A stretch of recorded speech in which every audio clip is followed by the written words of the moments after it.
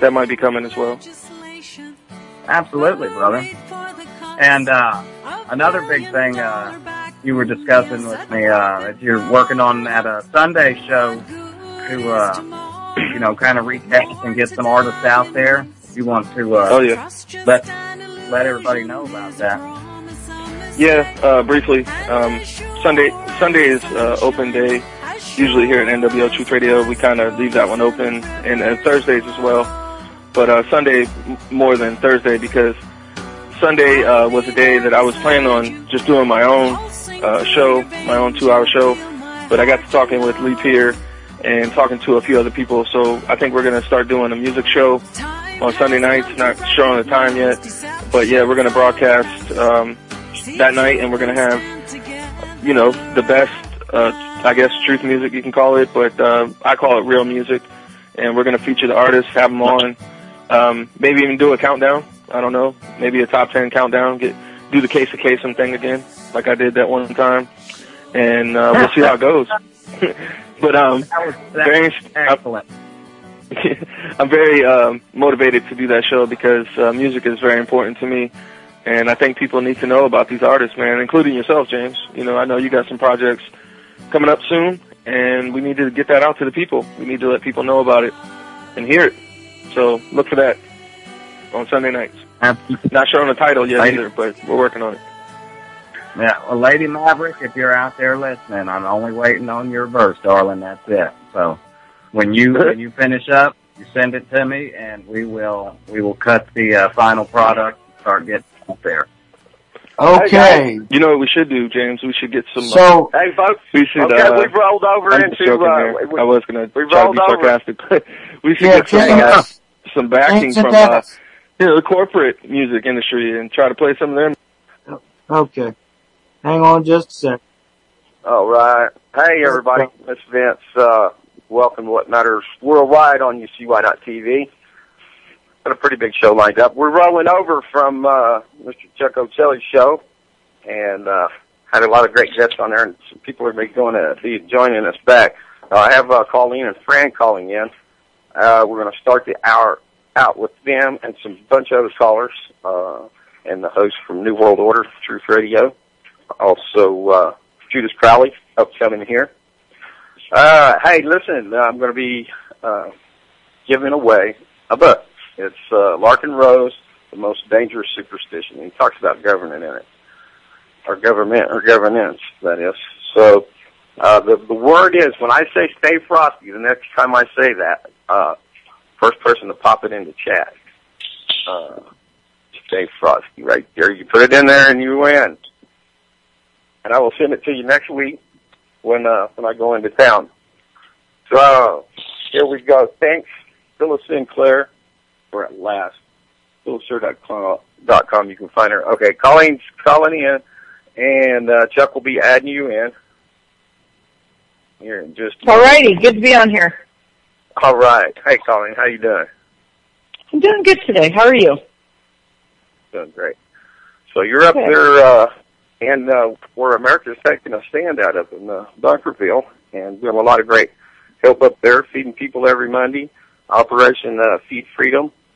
But that's right. You're also an entrepreneur, and this is a little segment that I created some time back where I like to bring people in, and they're trying to get ahead in the American way, if you will. So it's called the Good Sense portion. You have something that you do that you share with others, and you make money. So I'm going to let you tell us about it, okay? You bet. All right, Vincent. Well, I've been looking for ways for years to be able to stay home and make good income from home. I've done a variety of things. I've owned my own business, my own scrapbooking store, shop. As you know, the economy is horrible right now. I found last January a company that allows me to work through them and work at home. I work as much or as little as I want, and I'm able to make a good income. Let's face it, if I were to go back in the workplace today, I'd probably be making around $8 or $10 an hour. I haven't finished my college degree, and even if I had, I probably still wouldn't be making very much. I have in the past applied at like Walmart and told I'm overqualified. I didn't want to leave my home. I feel like staying home with my kids is the best thing I can do for America. I'm responsible for my kids, and it doesn't take a village to raise my kids. I want to be here with them and be able to provide for all of their needs. What I do is I work online through Facebook messaging. Is that you, Fran? I can't hear you. Yes, that's me. I'm here too. Hi, Vincent. Can you hear me? I can hear you. Hey, welcome. I had to reach back for from typing over in the chat. Hey, we got a winner, and I didn't trick anybody, it looks like. Jack's got it. He says, stay frosty. So you got the book, brother. Because I said it right after I said the next time I said it, and then I acted like I was just saying it again. So, Jax, you got it. Oh, you did good. Well, yeah, good. It's a book. And hey, listen, Larkin Rose sent out a couple of cases. Actually, I think there's a lot more than a couple. Several cases of his books out, and it's at the Chow Hall out on the Bundy Ranch. And so he wanted to share his work, and I brought an extra copy, and so I thought I'd like to share that as well. Because we're talking tonight about, government and what freedoms we have and what's the price we pay. And, it's getting to where, a person like you can't even hardly work for yourself without the government trying to interfere. So with that, I'll turn it back to you, girls. You bet. So let me tell you, I started helping Fran work last week, I believe. It took her about 2.5 hours to start her own business, and it cost her less than $30. So this is an amazing, quick and easy way to start working at home. It is required that you have a state-issued ID. You do have to have your own internet IP address or your personal family one, and you have to have an internet device. But Fran, how hard was it for you? It wasn't hard at all, you guys. It was so simple. It wasn't even, it wasn't 2.5 hours, really, before I got started. I simply signed up for the account. I started filling out the free offers. Some of the trial offers are amazing. The companies that we work with are absolutely brand name companies that you've heard of before that are offering excellent deals through our company. So it not only wasn't hard, but it was also really interesting. Yes, and then you worked for, I believe you started working and correct me if I'm wrong, but I think Thursday night, and by Sunday night, I believe I asked you how much money you'd made, and you were just above $300, I believe. Is that correct? That's correct. And I've not been feeling well, so the truth is I was in my pajamas on my couch. Yes. So, and it didn't cost very much for you to get started, so you were able to do this. One of the reasons this program differs from other programs is because I believe that we find strength and unity through helping each other to succeed. It's us against the government nowadays, and we have got to help each other be successful within our homes. We can't go out in the world and count on the government to help us. We can't go out in the world and count on jobs. People are getting laid off left and right. If we don't step up and do for ourselves, it's not going to happen. All right. Hey, listen, I'm going to grab your link and pass it out. Just go ahead and give it out on air so that people You can bet. My link is www.freedomthroughznz,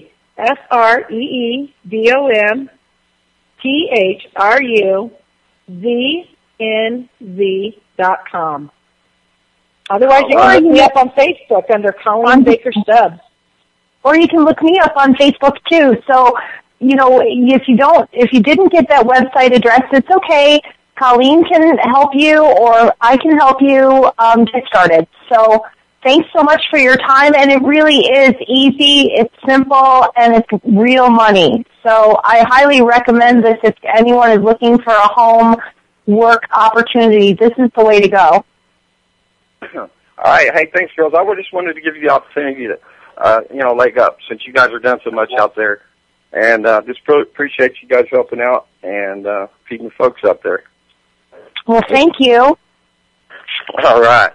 So we've got some more callers lined up, and not sure who's in queue.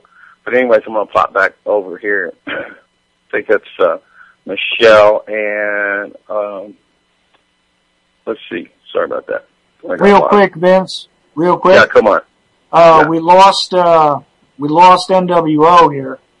So. Yeah, they won't pick back up for, about 15 minutes after. Oh, okay. I didn't know that. I was in the middle of trying to transfer it all over and it didn't go through, so. And, I don't know who that other call was, but I'm not sure who else you got coming in. Okay, well, some of the girls from San Antonio. I'm not exactly sure who was calling in, but anyways, y'all call in, and the fellows will be calling back in from the from New World Order Truth Radio too. And so, anyways, I was expecting somebody, and I hear him pulling up. Let me. He really did come. So I got this word. Hey, here he comes. Hey. I was in Vegas, and I thought I'd come to say hello and say what a good job y'all are doing over here at UCY.TV. I had a guy, he was talking all wrong, so I said, hey, I'm going to go talk to these guys out here and give a big shout out. Remember, just keep doing what you're doing and never give up. Be like that frog in the swamp where the bird's trying to swallow him, he's choking him. Never give up. And if he does swallow you, kick and turn his guts into butter and eat your way out. Thanks for what you're doing. Oh, that was a cool. He turned around, he's leaving. That was all right. Thanks, Mr. Walken. I didn't think he'd really show up, but I guess he did. So anyways, are you with me? Well, I'm here, Vince, looking to see who else is dropping in on us. All right. So let me get back over here in the chat. And, Michelle, you're welcome to call back in, and while we're waiting as well. Okay.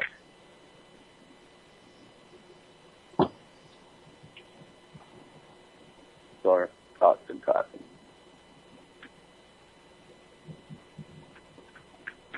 Well, listen, so what we're going to be talking about, some topics for tonight, is about the government and the price of the freedom here in America.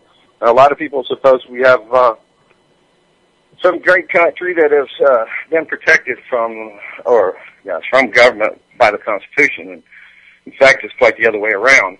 The government is protected from the people by the government. The paper they draw up, everybody thinks the Constitution's good. Well, it's not. It was replaced in 1871, making America a corporation. Now, a lot of people might think, well, I mean, they have to have a means of operating and, channels and so forth. But when you look at it beyond just the fact, okay, that's an operating system, but it does reach down into every aspect of society for control to keep everybody really, turning the wheels to keep the machine running, and all the cream that rises off the top in this churn that everybody's kicking in. There's some people up top that siphon it. Now, there's many aspects to this. Yeah. 207 has joined us. Hey, I'm Crowley from Judas Crowley. Okay, because we're all Judas Crowley. All right. Hey, Judas has a lot to say. And, of course. Let me run along, and then I'm gonna let you jump in. So we're gonna hit on some of the topics or some of the control systems in place. The Federal Reserve. It was born in December 21st of 1913. It was contrived for many years and tried to get passed through on other bills previously. Basically, what it was is a repeat of what we've seen throughout history, and that is throughout history, the central banks or these money the holy history, the holy bank, setting up fiat currencies, causing loans to be made to governments, and then they had to repay them, and if you didn't repay, they'd send in troops from somebody else that owed them money. So it's what it causes is perpetual war. That brings us to the industrial military complex. War is a racket. Yeah. Stanley Butler. Yeah.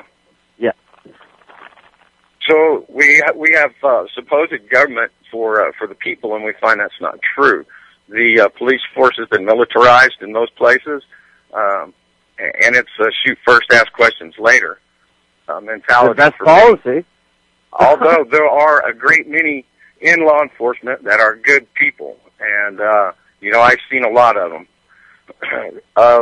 Also, we have the politicians. They're working not for us; they're working for the corporation. Once they get elected, their whole job is to get reelected, and that means they have to go to lobbyists, and they have to pander for money from lobbyists to continue their campaign because they can't get it from the constituents. There's who's going to give them even a buck, So Nobody.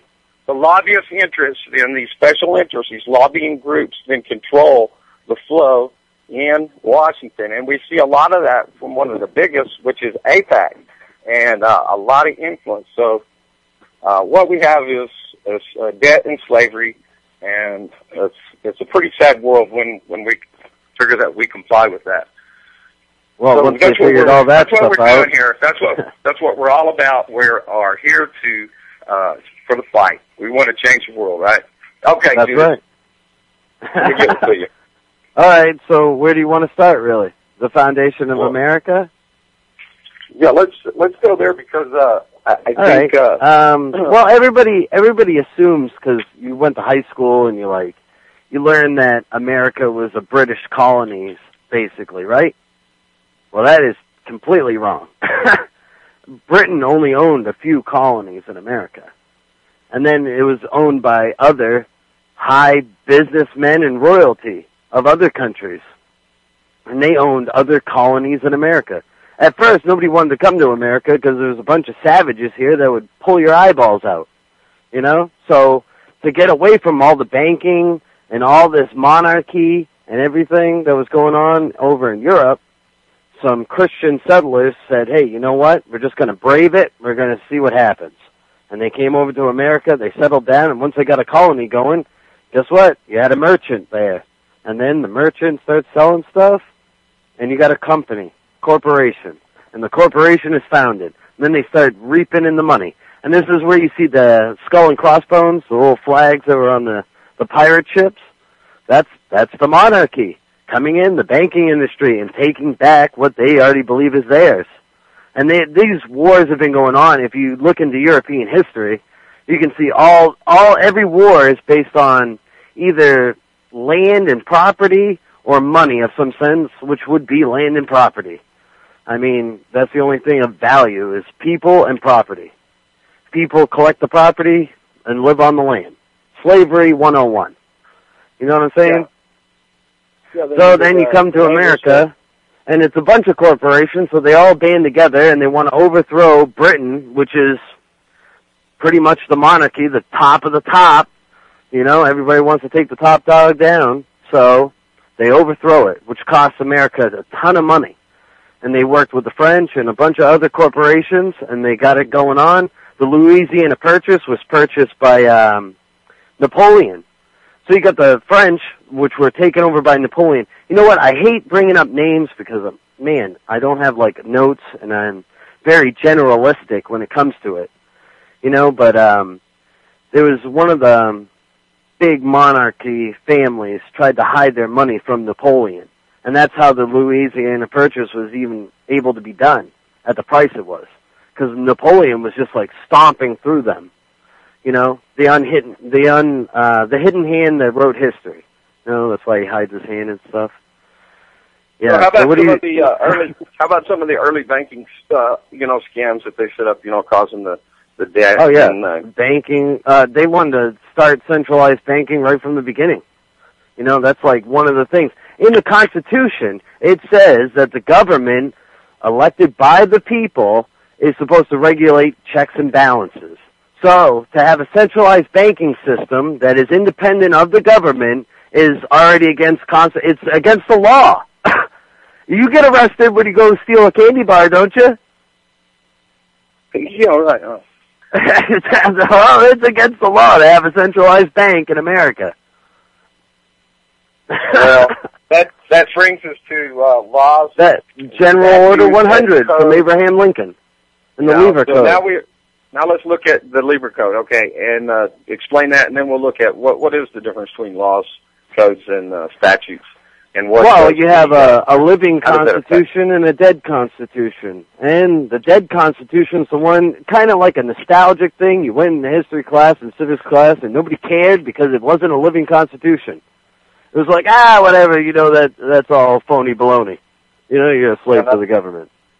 Now we saw the passing of the organic constitution in 1871, right? Yeah. Oh, it died. It was shot right in the head. Abraham Lincoln shot right in the head. Well, even though he was a big contributor to a lot of New World Order things, he tried to pull out of it, and that's why they shot him in the head. He did his job. Well, yeah, he bucked the system. There's always been competing factions. So, let's see. When you say they shot it, okay, when they killed the Constitution in 1871, and that occurred by. First of all, Congress adjourned without setting a date to re-adjourn, and this is the why they like that through there, right? On wasn't it Christmas Eve or something? There was only a few senators or congressmen or whoever it was. The court adjourned. They have a particular name. When Judas comes on, he knows the exact name, but the whole court was gone.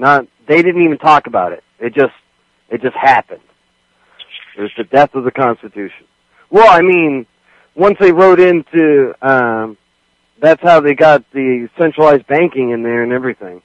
Because it was the death of the Constitution. They took back the southern states and the Louisiana Purchase, and they held the Union together. And they went on, kind of like nationalism or patriotism. You'll see a lot of that in China. Everybody was like very patriotic. They're like, well, we held the Union together. See, the southern states, under the organic constitution, the original constitution, the southern states had every right to secede from America. I mean, they had the right. See, the slave traders, they tried to get rid of slavery and all that, but it was such a booming business, and to keep under business, as usual, they wanted to keep booming in these slaves.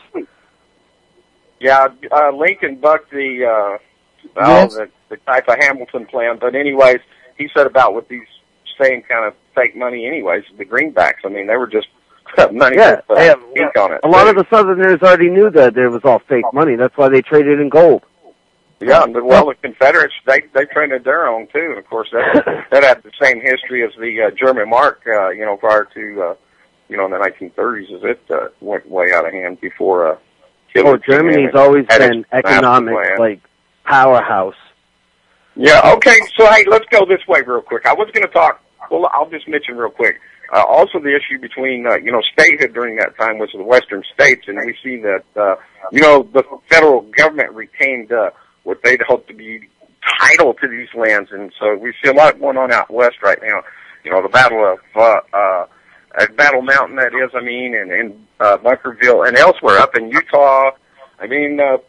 People are starting to stand against this federal intrusion, and so I think as long as I personally think it's the wrong approach, because there's no way that you're gonna get your little pistol up there or your rifle, and then next thing you know, you're getting a Hellfire missile. It's not about that.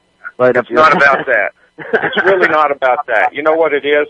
It's people coming to the conclusion that their government's already been hijacked. Hold on a minute. Guys, I need a second here. Vince. Hold on. Okay, go ahead, Chuck. Listen, man, I got a little problem over here. I'm going to have to step away, so I'm going to lose control here for a bit. I can't seem to get done what I need to get done here. And I'm not sure if I'm getting any more phone calls, but I also got to step away for a minute, so. Okay, just leave it on autopilot, and we'll, Judas and I will run here for a while.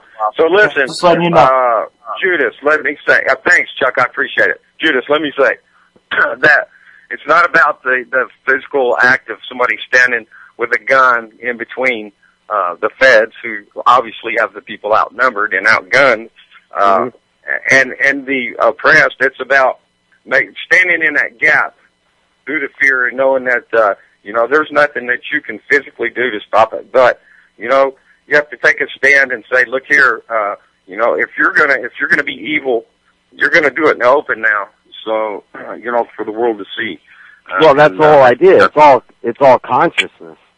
There's no gun anyway. It doesn't even matter. It's just you saying something is going to cause all kinds of controversy. That's worse than a gun, and they can't kill you for it. Not yet, anyway. Yeah. You know what I'm saying? All right. That's the real warfare going on right now, is a battle for your mind. Well, yeah, that's very true. So that's I why talked people about the Lieberman. That was about the Lieberman Act. The Lieberman Act? Yeah. Well, this is basically it's martial law, is what it is, and this is when Abraham Lincoln declared martial law on the southern states. He's the one that takes dictatorship power, became commander in chief. This is how he got the whole new constitution in there, all those different things where it became a real corporation because he had to borrow more money. So he had to suck in all the states to go and borrow the money. They wanted better terms and new conditions and all kinds of different things. So he sold out to the European bankers, Rothschilds, you know, the Supreme, the powers and the that same be. old, huh? The same old song and dance. Hey, let's back up a little bit back into England, and when we really see that the Rothschilds got their fortune, and that's when they caused a panic in the market there with the rumors. Oh, they caused the whole the Dark Ages, man. Yeah, and the locking up of history. That's how they got all their power. Was the Dark Ages when they locked up history. See, Constantine took over the Christian religion in the year 321. And in 322, this is where the Skull and Crossbones gets the number 322. Is in the year AD 322, Constantine went in and established basically it was paganism painted with a Christian brush. He said, instead of naming those gods, these gods, we're just going to call them Christ, and you're going to worship all kinds of shit, and one of them is going to be money. And you're going to be there worshiping money forever. This is the whole story of Jesus Christ, turning over the money tables, give unto Caesar what is Caesar's, give unto God what is God's. Dude, they took the whole law of the Jewish law. See, that's why Jews are such good lawyers, because they know law very well. They took the Jewish law, manipulated it into real law, and next thing you know, you're living under a monarchy, which is money. A monetary system. Yeah. Ain't that what we're doing now? Yeah. Every country in the world is doing exactly what we just started doing. Again, America was the only country in the world that was unique and different from that. I think arguably so, and Chuck said it earlier in his show that more and more people are becoming aware of how the system works, and I think many would be so unwilling to, you know, resist because it'd be very uncomfortable. You know, I mean, how's anybody going to live in this world without Federal Reserve notes? I mean, people are doing things, and you know what happens to them? They end up with put in a federal prison. You know. And the Bible writes it down again. For who can fight the beast? For who is like the beast? You cannot buy or sell without the mark of the beast. Well, yeah, I mean, there's a lot of Federal Reserve note. There's definitely a lot of interpretations on to that. borrow a Federal Reserve note, the government has to take out a bond on the people. Now, just look up that word, bond, bondage, being bonded to, like an anchor or a millstone tied around your neck. That's what that Federal Reserve note is. So every time you spend $1, just $1, just think about whipping a kid in a foreign country. Every time you spend that $1, because that's what you're doing. You are enslaving the entire world under those federal notes. Everyone is in bondage. You cannot buy the petrodollar. You cannot buy or sell oil or get energy or do anything. You can't move in this society without spending a dollar bill. And this is what the world's waking up to. And this is why you see the confusion in the Ukraine and all that. They're trying to drop these federal notes. So they tried to do it. Then Fukushima happened. I would expect surprisingly. to, I would expect to see the American dollar crash. And of course, they'll have some, new world currency to come along to replace it. Oh, of course. The answer to the problem. They're going to Look, crash it on okay. purpose because that's going to cause a panic. Well, and that's exactly because, what they want. They've hit their plateau. I mean, it's been spilling and bleeding. They can't keep putting any more money into this because it's so obvious now, trillions and trillions of dollars, and not to mention that many more that's hidden to keep up propping this Ponzi scheme. And that's really all it is. I mean, anybody that just took a halfway look at this would have to come to the conclusion that this is a Ponzi scheme, wouldn't you say? Well, yeah. It's right in the world. They have to take a bond out on the people. So that's bondage. I mean, all you got to do is look up the dictionary definition of every word that they use, and you will be surprised. Maybe we ought to start calling it Madoff instead of a Ponzi scam, huh? Somebody's calling my number, but I can't answer you. Sorry. It might be Judas. Well, no, I think it was from Arkansas. Anyways. Oh, yeah. He told me to fill in for him, so I'm trying to do the best I can for you. Okay. I'm more into the consciousness stuff, Right. The whole idea that you make it up as you go. Well, the reality is consciousness. The only thing that holds the atoms together is thought. Well, we've certainly, I have at least, and many others have covered that aspect, but now really wouldn't look at the actual. Well, money's just a way to control thought. If all you're focused on is just this, it's what God calls idol worship. See, if you don't focus on the bigger picture, then you're always in a rut. I'll tell you what really controls is the money that people have to slave for, Oh, yeah. And see, that's the big thing. Once you know these kinds of things, believe me, if everybody just stood up and fought the charges that they were charged with, say you got a speeding ticket. If everybody stood up, just speeding tickets, if everybody went to trial with their speeding ticket, the whole system would collapse.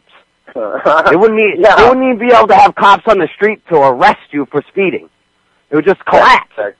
It's a voluntary system. If you don't volunteer into the system, it collapses.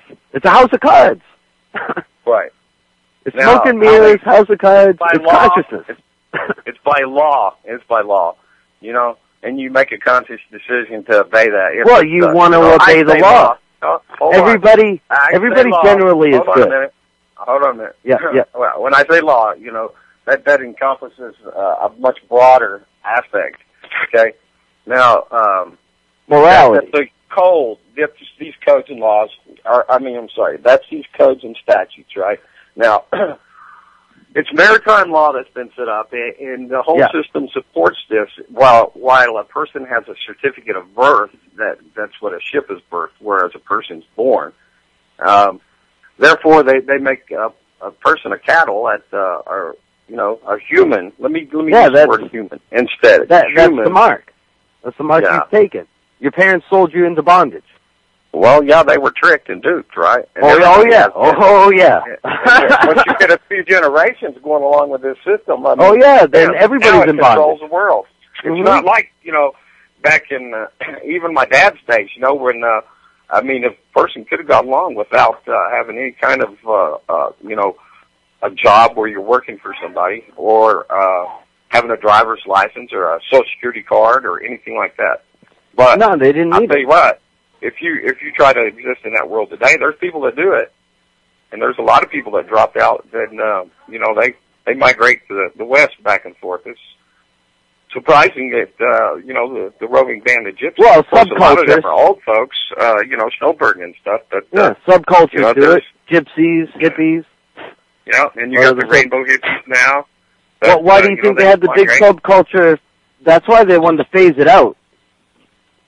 Is because once people get some guns together and they run under the constitutional law and they're all together and nobody argues with that, guess what happens? They take over that town. And they own it now. You know what I mean? And as a corporation, I would just beat them black and blue with their own laws. If you're a corporation, then you have rights and entitlements. And that means you can trade you've got to probably most likely be a member of the bar, which I mean, when you look at the whole thing, okay. Oh yeah, you got to pay your dues and everything else. The government that has every portion of it. They've got the judge, the prosecutor, and the attorney supposedly for you, and he's not working for you, by the way. He's working for the system. Oh yeah. He doesn't ever work for you. You ever meet a police officer? Just engage them in friendly conversation, and next thing you know, you're arrested. You know? They're not friendly. Well, they're there to I disagree. Secure the law. Cops all the time. I got friends that are police officers. I'm not saying, I'm just trying to paint it all with a general brush. I mean, under certain circumstances, obviously you would meet police officers that would be friendly, you know? But getting pulled over, doing twice the speed limit, with a beer between your legs, I doubt he's going to be friendly with you. You know, you are breaking the law, mister. And you're a that's when the famous happenings happen back in the hills in rednecks, and you hear a whole diff and watch this shit. Oh yeah. As he passes because you know it's not going to be good. And really, what is it? It's just going to cost you a bunch of money. Yeah. You know? That's really all it is. It's just going to cost you money. And the more money you got, it's the golden rule. He who has the gold makes the rules. I know a few fellers back in Arkansas that that's not a made up story. Yeah, I know. There's stories like that around here too. Yeah. Well, I mean, so what do you want to touch on now? Okay, let's go ahead and line out a little bit on the Federal Reserve. It was the act was passed in unconstitutional for one. Yeah. And look at how much moved after that. In between there, I mean, the Social Security, all that was put in place. The New Deal, and you know, man, all along they just brought it more and more. Now there will be some people say we've been communist or become communist now, or socialist. You know, more appropriately, I'd probably say, you know, at the same government that Mussolini was looking for, and that's when you know, the government was controlling. Oh, we've been socialist since 1913. Federal Reserve. That's socialism. Fascist. We're fascist from the beginning. Yeah. If you look at the House floor, if you look at the pictures out behind him, he's got fascist sticks up on each side. Yeah, to hold together. Ever since Abraham Lincoln and the new Constitution, we've been fascist. So we've been democratically fascist. Little hidden democracy there, you know. Let the people feel comfortable, and they'll slave away for you, no problem.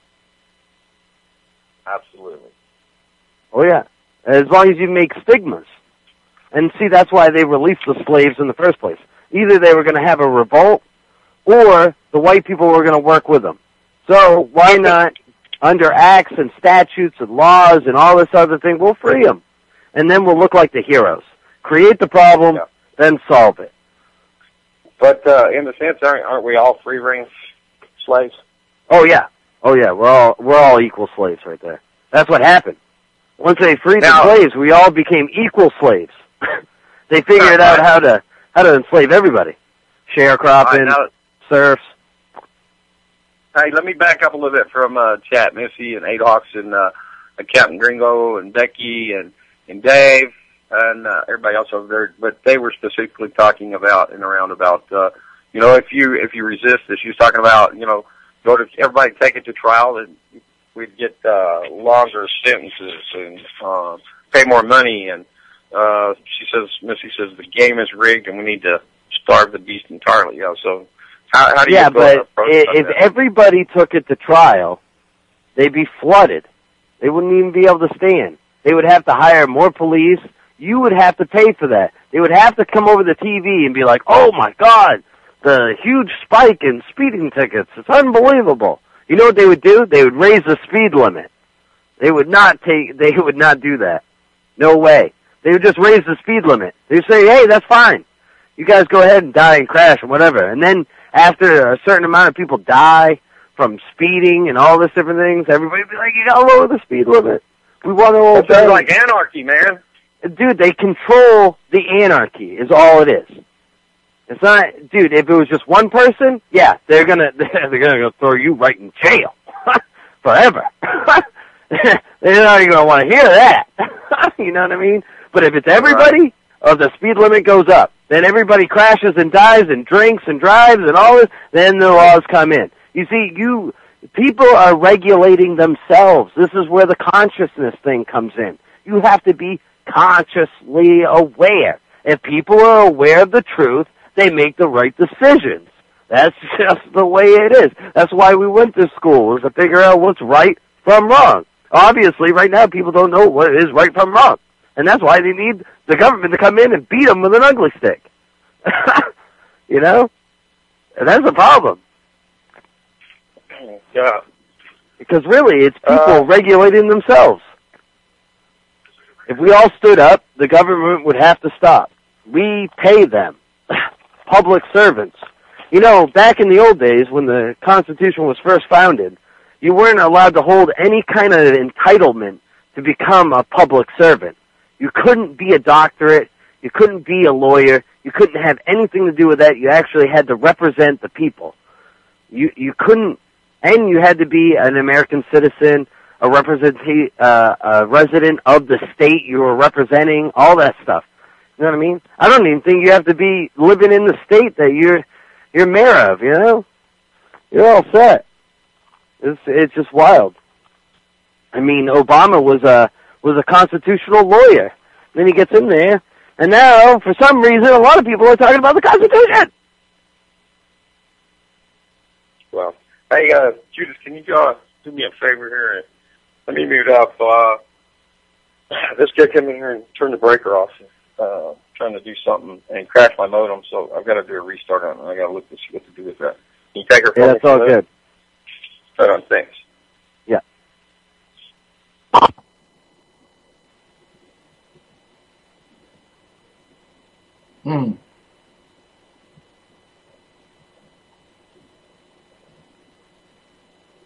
Are you there, Judas? Maybe not. I think Judas went somewhere. Well, you're on, Vince. I don't know where Judas went. Okay. Hi, Chuck. How are you? I'm under the table here for a minute. I'm just going to unplug it, I guess, and plug it back in after a few seconds. Maybe that'll do it. So, do we have anybody on the line with us, Chuck? Can we shout out to, say, hey, come and give a call in there. Claudia, we was waiting for you. Yeah, it looks like I can actually add people in if they try again. Okay. This is Glitch City today. Somehow we dropped NWO. Somehow everything froze up a little bit, and I was still holding the call, but that was all I could do. I don't understand this. Yeah. Well, I don't know. See if this thing's firing back up. I got a red light on the Wi-Fi. Anyways, hey, how about you and I talk about let this thing do its deal? How about you and I talk about some of how the way America works, and let's go particularly more in let's talk about JFK. You're an expert on this, and why do you think he was killed? They said he was going to go back, or what was it about the silver? His last executive order, and it was rescinded by Johnson and so forth, and a lot of evidence I see looks like there was a coup, and George Bush Sr., it looked like he was involved, McNamara, and many others. So, well, realistically, what's your thoughts? Yeah, I mean, realistically, there's been a lot of stuff about this, and I got to tell you, I'm thinking about devoting a show to what I call the JFK myths. See, Kennedy was battling the overall system. He was definitely battling the Federal Reserve, but the mechanism of this, the silver certificate or the U.S. notes, this is kind of a fallacy because the executive order that the people think that Johnson rescinded, it's kind of funny because those U.S. notes were printed all the way up to 1971. And really it was actually a privilege of the presidents to be able to control the issuance of these things based on the amount of silver which was in the banks. And again, I've said this many times on my show, but the deal is, you don't have to believe me at all. You can go look up G. Edward Griffin, who was the author of The Creature from Jekyll Island, and he did an article in I think the year 2000 explaining this to some degree. I don't remember if he actually put the the whole sort of context of the Silver Purchase Act into his article there, which did alter a lot of conditions based on which the value of silver was being controlled. However, the actual U.S. notes pre-existed Kennedy by quite a bit. They existed in the 30s, and as I said, were actually printed all the way up to 1971. They were printed in $2, $5, and $100 amounts. Not too many $100 bills seem to be in existence anymore, but every once in a while you'll find a collector that lets them out into the stream of money, and you'll see them now and then. I plucked a couple of sets of them a few years back and did a video on it on YouTube myself. But this being said, Kennedy was bucking the system where it came to the intelligence complex, the military-industrial complex, obviously, but he was also, more of a global thinker, and I don't mean in the sense of being a globalist. He was really at odds with what we call globalists today, because he sought cooperation and actually had ideas. I even heard, I know I did a 2-hour, slam on Bill Cooper recently, but I even heard him mention, that Kennedy was talking about disarmament and all these other things in favor of utilizing the UN. That's a little bit of a distortion of the reality. He really wanted to find a way to disarm the planet as a whole if he could. This was the way he was thinking, that if we cooperated, for the betterment of man as opposed to battling with each other, we would do ourselves a lot better. And you can find that stuff in some of his private writings and some of his private conversations, some of the observations of the people that knew him and all that. He was obviously working within the system at the time because he was absolutely fooled by the idea that he had, some real power. And here's what the problem is. Every time one of these guys who thinks they have some power steps out of line with the actual agenda, this is where people get killed. Of course, you got to also put it into context with the Dulles brothers or the Dulles family. The H.W. Bush stuff being involved with the Kennedy assassination, by the way, is really thin. I know people like to point to the Russ Baker, like Family of Secrets type book. I know people like to look at the Dark Legacy, the John Hankey type work. But there are a lot of leaps of faith there and a lot of historical inaccuracies that you have to sort of excuse in order to connect H.W. directly to the assassination.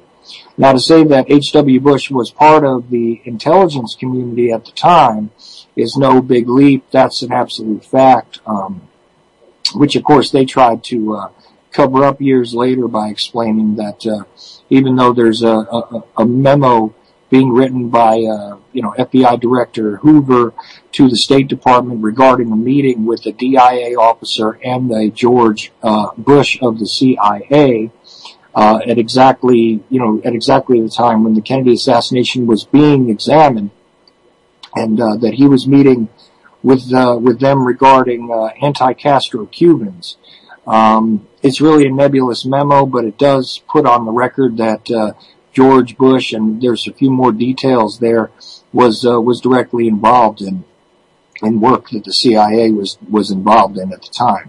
So if you believe, as I do, that that elements of the CIA were certainly involved in the assassination, the cover-up, and the ensuing sort of distortion of history that has gone on ever since, then in that roundabout sort of way, you could say that George H.W. Bush was certainly involved. But to try and make him a shooter, to try and make him present in Dealey Plaza is really a work of fiction.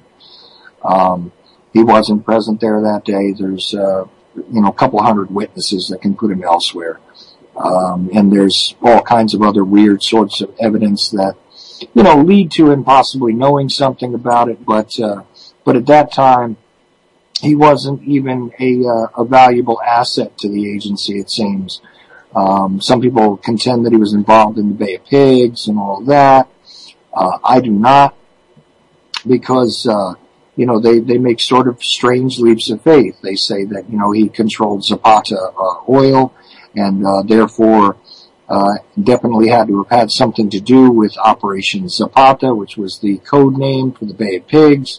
But if all you do is take yourself out a contemporaneous map of the island of Cuba, the island nation of Cuba at the time, you find that there is an isthmus there, which is called Zapata. So the operation having been named for a geographical location and a company having been named for a geographical location is really not a big stretch. Other people have tried to tie him directly to Howard Hunt because of supposed involvements later on.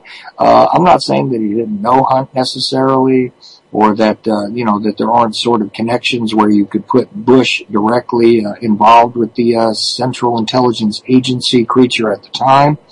But to believe that this guy was anything like an assassin or a guy who could have been in charge of assassins, I think is just ludicrous. Now, that doesn't mean, however, that the entire discussion about Lincoln and the issuance of the greenback and all of that is any less valid. Of course, that would be the one president that we have on record that was absolutely killed as a result of a conspiracy. Whereas Kennedy has kind of been left to the winds of history, and we have continuously had this Lee Harvey Oswald narrative shoved down our throats, which is just about as ludicrous as thinking that the Keebler Elves might have pulled it off, or that, maybe, Choo Choo Charlie from the Good and Plenty's commercial did it, because he could have very possibly been in Dealey Plaza that day. But, it's just one of those things. Kennedy, though, on many levels, definitely was, bucking the system, not quite as severely or as liberally as some people like to represent now, but definitely not in accordance with the later character assassination that sort of puts him out there as this insatiable sexual predator, which if you take a look at the fact that the man had Addison's disease and was jacked up on plenty of chemicals and had a bad back and everything else. I mean, even at the time of the assassination, he had a back brace on to keep him straight up. All of these things, when you combine them together, make the story a whole lot less believable about him, having had dozens and dozens of mistresses and insatiable appetites for hookers. And, when you also examine some of the stories about, the Secret Service, which wasn't too fond of him and therefore not really looking to cover up a lot of things, even in their official records, which they never expected anybody would ever get their hands on, where they had to account for their location and for the President of the United States' location at various times. It's completely inconsistent with a lot of these stories. Now, that's not to say that he wasn't, a bit of a philanderer or whatever it is you want to call it. This is true to some degree, but a 1 or 2 time meeting with Marilyn Monroe may have been possible. A few times around the block with the Judith Exner may have been possible. But the likelihood of these, hundreds and hundreds of cases that you would have to line up with all these other women is really just sort of a psyop attempt to make sure that people think that he was nothing but a rich, spoiled jerk who did nothing but, participate in that. So, looks like another caller is dropping in. And you're on, caller. I think I got you.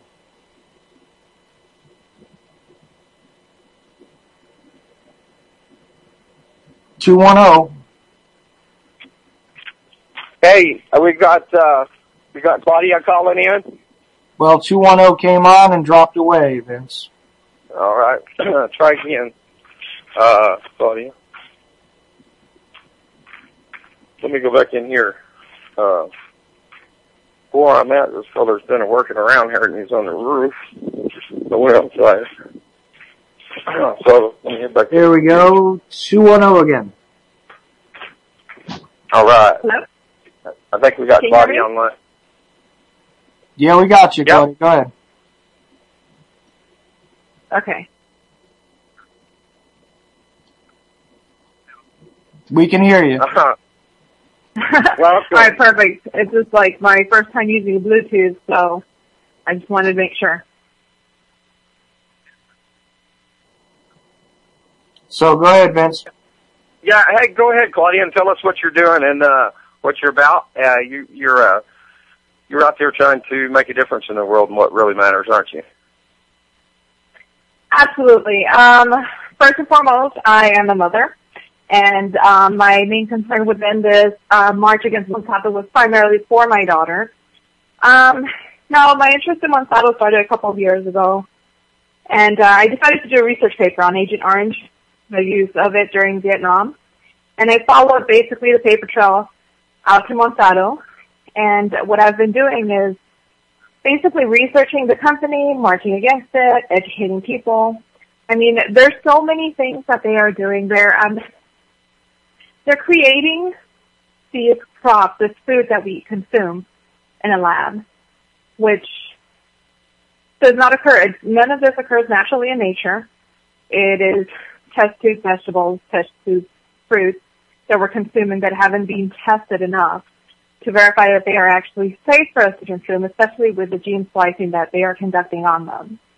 And I'm from San Antonio, and basically I just try to educate people on the dangers of it, actually. And it's not specifically dangers, it's just educating the public because they are not required to label their product. So it's the public not having the information. They're not informed consumers of what they're buying for their families. And the other issue that I have with the company is that, and not only that company, it's more than just Monsanto. It's just basic genetic engineering. And it's something that hasn't been tested sufficiently. We are the lab rats. It is distributed. That's how we find what's wrong with it. You know, pass it before you read it, basically.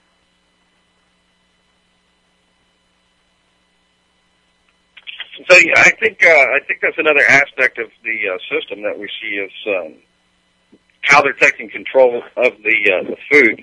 All this geoengineering, you know, they've got Terminator genes in it. They've just all kinds of stuff where a famine could come upon the world pretty easily, I'd say. And most people are eating this stuff unaware. I mean, look at all the corn oil and stuff like that. So it is important. You know, a lot of people would say, hey, you know, it's your responsibility to know what you're eating. And, you know, there's a lot of truth to that. But when you start getting involved with the corporations or being protected by governmental laws, that, you know, there's all kinds of trickery there that, you know, how does a person get around that? Exactly. And that's exactly what we march for. That's what we educate people for. That's what we fight for. There are people that eat chemical Latin foods that choose to eat that. You know, if you want to eat a bag of Cheetos and you want to drink a Pepsi, that's your choice. You know what's in it. You know what it's doing to your body. I mean, if you choose to know, if you choose to research, you know what it's doing to your body. And that's absolutely your choice. However, this choice is basically, it's a fundamental right that's being taken from you. You're being misinformed or not informed at all. Absolutely. So, excuse me, I'm getting a drink. Tell me what it is again. How are you going about to affect change? Are you trying to, at the state level, to get them to address this and for labeling laws, or at a national level, you know, from that yes, state level? There's countless petitions, legislation. There's all kinds of paperwork that we go through. There's, you know, calling your senators, calling your representatives, trying to get them to get on board with labeling these genetically modified organisms, this type of food. Now, there are some companies that have taken it into their own hands simply because they've seen that profit has increased for about 30% for these companies that don't use genetically modified organisms. So let's say, and our big win, I think, would be like the larger corporations. I'd say like Orville Redenbacher now have a popcorn that's non-GMO, and they specifically put that on their label. You've got Cheerios trying to go non-GMO. So obviously we are gaining ground, and we're gaining ground with our dollars as well. I mean, like I said, there is a profit for these companies that have chosen not to use those ingredients. People are noticing, and it's just like word of mouth as well. I mean, case in point, I was at the park during our march here in San Antonio. I met this lady, and she said, "What are you marching for?" So I explained it to her, who explained it to 3 more people, and you increase the numbers of people that are becoming aware of this. And we are speaking with our dollars as well as with our demonstrations. And we have, like I said, multiple petitions. We call our senators. We buzz them. We will be noticed. We will not be ignored. We speak in numbers. There's millions and millions of people that have marched across so many countries. We're getting noticed. And absolutely, we do.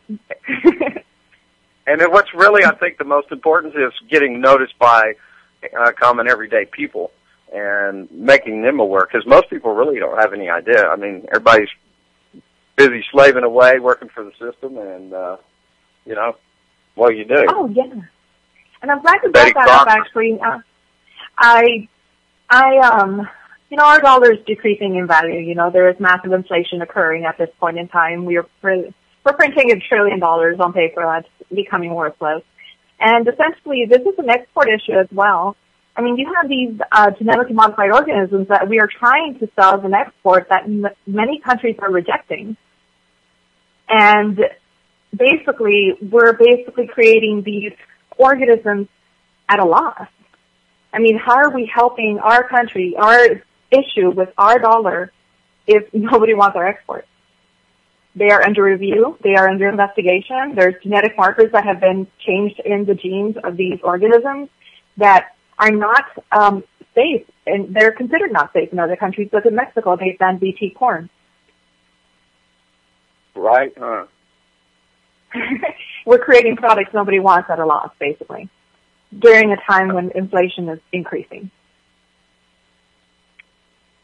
Too bad. We're really a great country, and it's been purposely tore down, I think, piece by piece over a great many years. It can't all be by accident. I mean, all this stuff never goes right? Everything government does never goes right. So, could it really just be inadequacy? If it is, then hey, it's not. If it's not working. But if it's that way on purpose, then hey, might want to think what's really going on, right? I mean, I believe that the initial intent was to control the food. You control the food, you control the money, you control everything. And I think that might be the initial intent. Let's put patents on food. There's in Canada, there was a farmer that was sued, Schneider, I believe was his name. I can't pronounce his last name. But he was sued by Monsanto, and then you've got someone else in Australia, Stephen Marsh, that was sued by Monsanto for patents on canola seed. Now, what is occurring is these farmers are essentially losing their right to have organic plants in their own land because Monsanto's crop pollinates. Pollinates goes down for several miles. It contaminates other fields.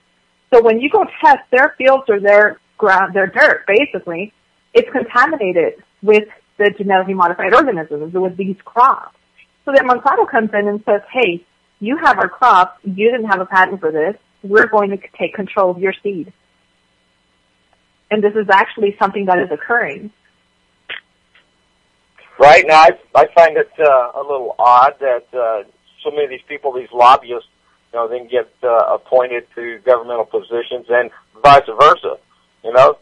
A person can go into the government and come out pretty rich, because, it's tit for tat. One hand washes another.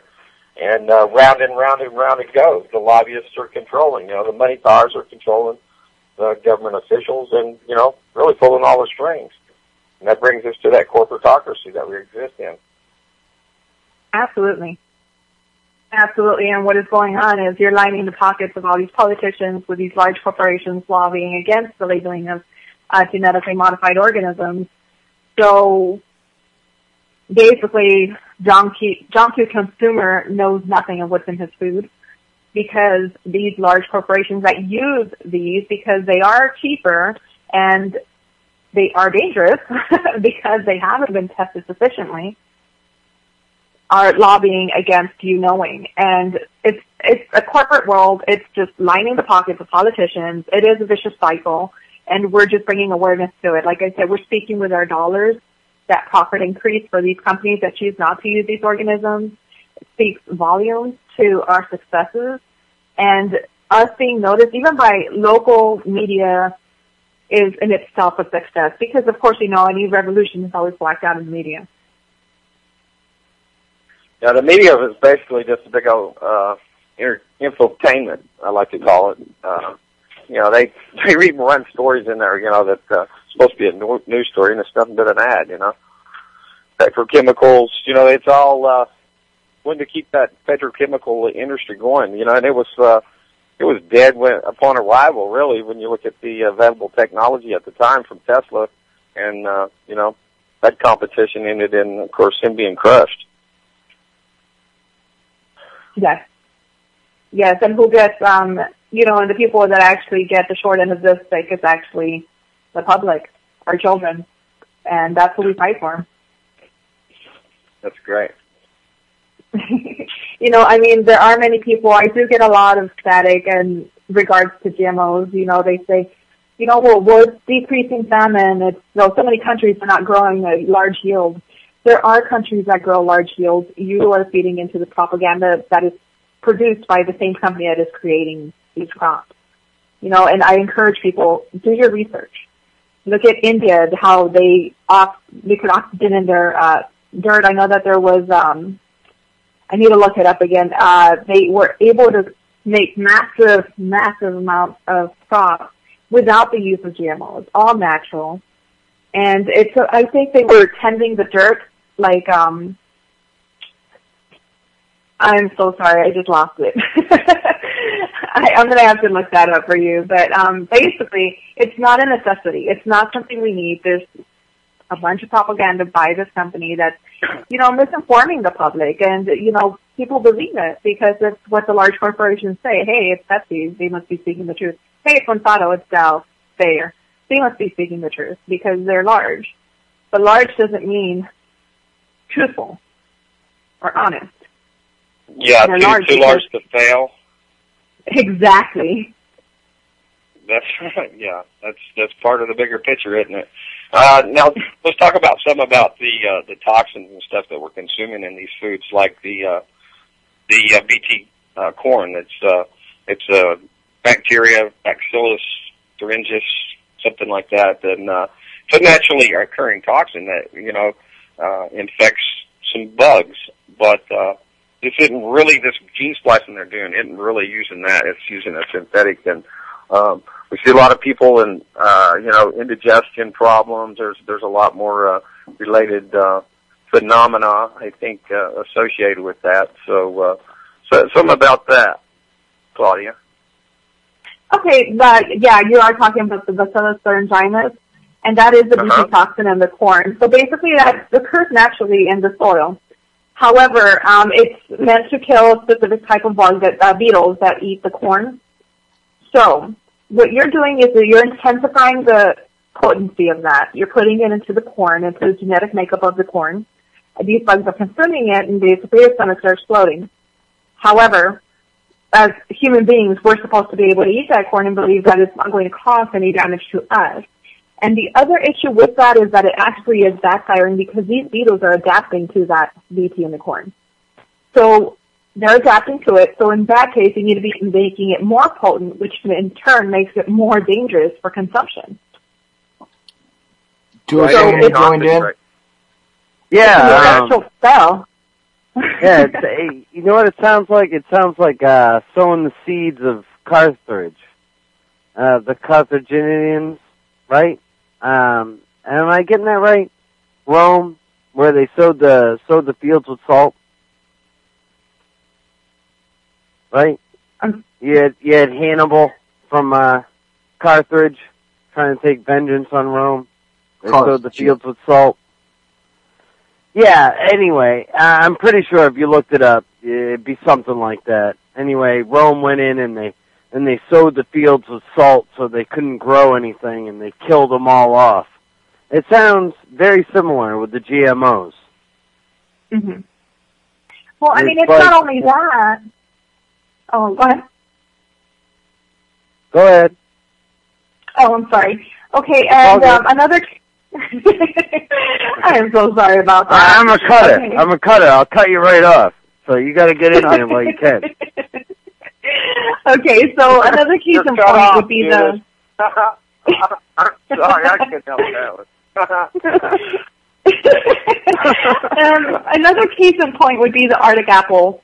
Okay, so what you're doing with the Arctic apple is you're setting off a genetic marker in it for, it's a type of antibiotic that is actually pretty bad for us, the kanamycin.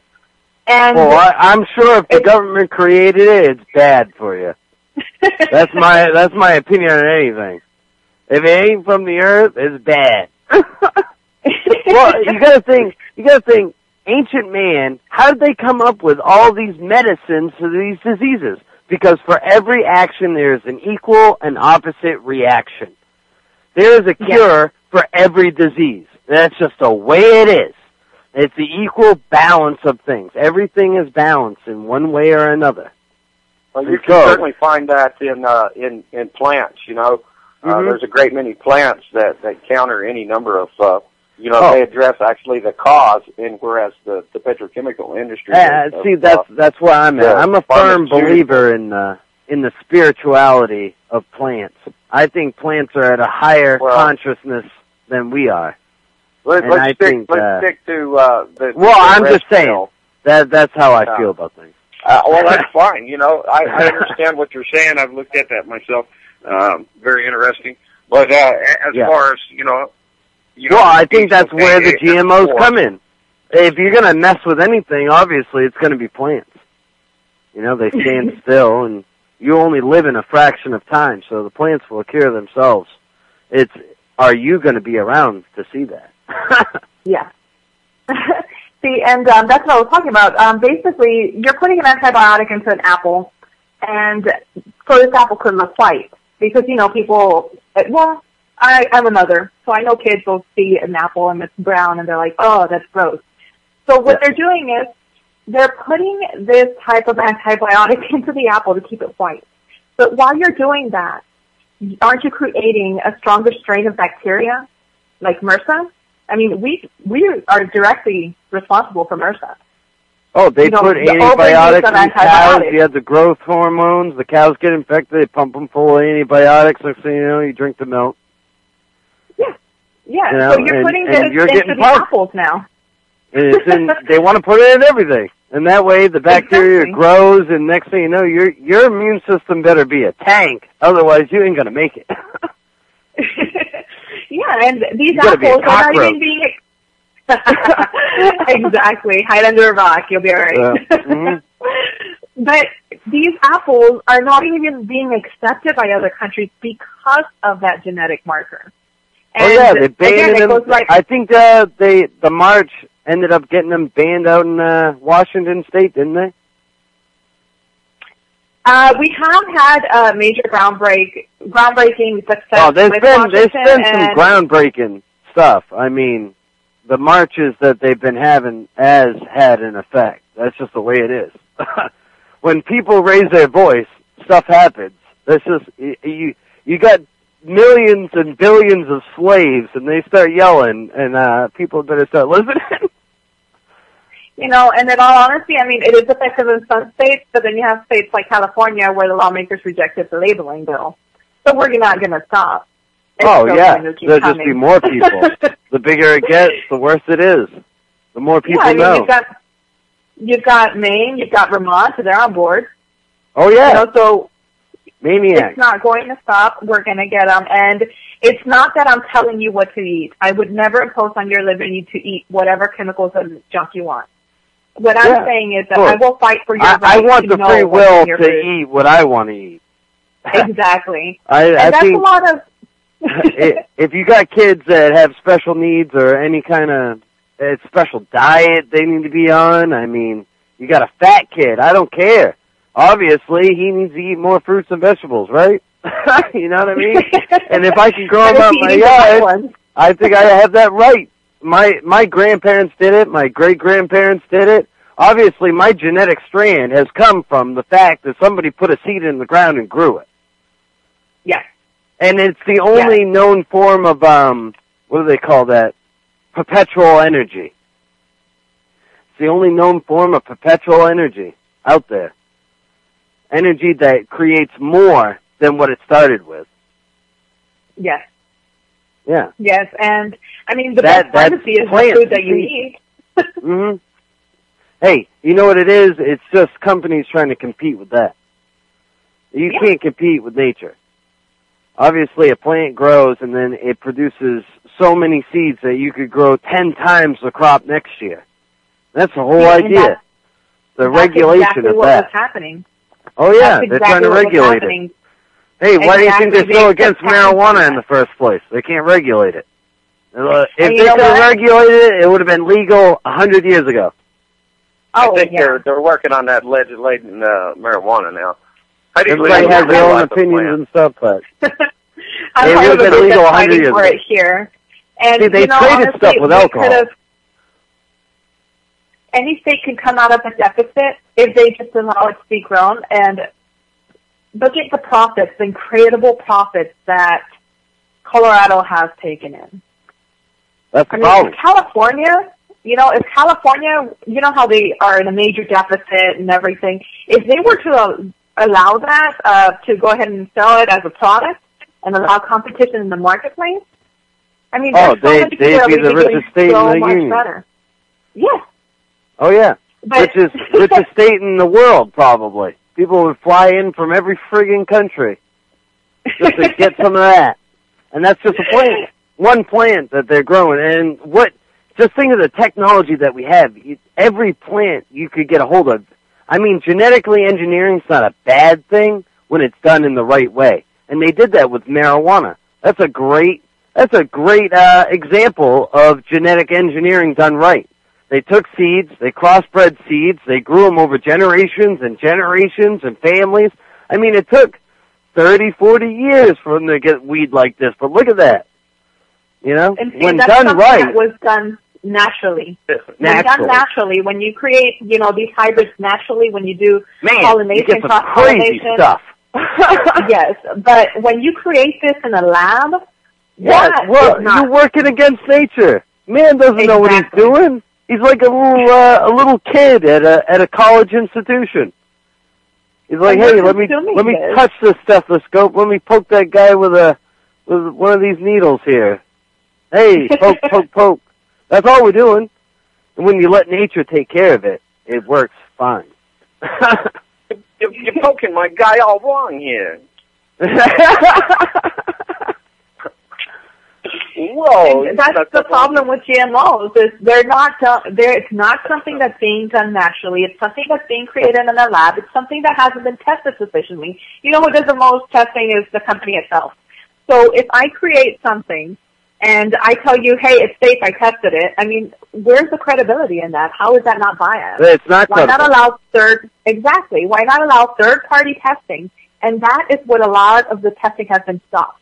Third-party testing, there's always a stop to it. There's always Well, even yeah, an the article third that- party goes, hey, that's poison. So what do? They retract go, that. oh my God, I can't believe you found out my dirty little secret. So Oh, we'll stop just- now. All that lead, we'll take the lead it just out. loses I know. credibility, and people are taking it as fact. And that's not even entirely their fault. It's because they're being misinformed or not informed at all. Hey, I so throw on they think- a white jacket with a name tag. You'll believe anything I say. I guarantee it. Walk right up to you. Hey, you got heart problems. How about some pills? They might cause heart problems. Exactly. Yeah, so I was right. I told you had heart problems. Yes. Ever since you've been taking this medication. That's all it is. I guarantee it. Yeah. It's just, it's... That's why they threw me out of college. World. I went to college. I started saying stuff, and they said, hey, nobody's paying you for the education. I said, you know what? You're right. And I'm paying too much for this education. Yeah. A person's willing to trade off leakages from bodily orifices and anything from eye bleeding to this and that. That's crazy, man. Just, I don't get gas anymore. Yeah, that's right. Yeah. How'd you get these problems? Yeah, stay away from that stuff. Yeah, start out with one prescription and go, before you know it, you're on like, half a dozen or more. Well, they had this guy, oh man, I wish I could remember the study, but he took stem cells and he stuck them in a petri dish, right? And he thought they would, under the same proteins that he gave it, he figured they'd all grow the same thing, right? But they didn't. No, they don't. Under the environment that they were in, they grew either bone or muscle or different things. Under the environment, if they were placed in different environments, under the same circumstances, they grew different things. So yeah, and that's why they're so valuable. The environment grows our genetic strength. It's not inherited. You don't inherit anything, but maybe your facial features, maybe your eye color, maybe a few things, maybe your thought pattern, things like that. But autism, asthma, all those things are environmental. Well, it's to, realize, of course, that you do inherit genetically defects especially when they're compounded. Oh yeah, over years and years. It's not like it's not like cutting the tail off a dog and breeding and then. My great grandfather smoked cigarettes. My father smoked cigarettes. Obviously, I might have. How's it going, everybody? All right. Hey. How's it going, everybody? Coming in. Hey, how's it? This is Judas. Hey, Judas. Oh man, Judas! I thought that was you talking. No, that's Crowley. Yeah. Hey, like I told him, we're all Judas Crowley. Everybody's Judas Crowley. That's right. No, that was Crowley.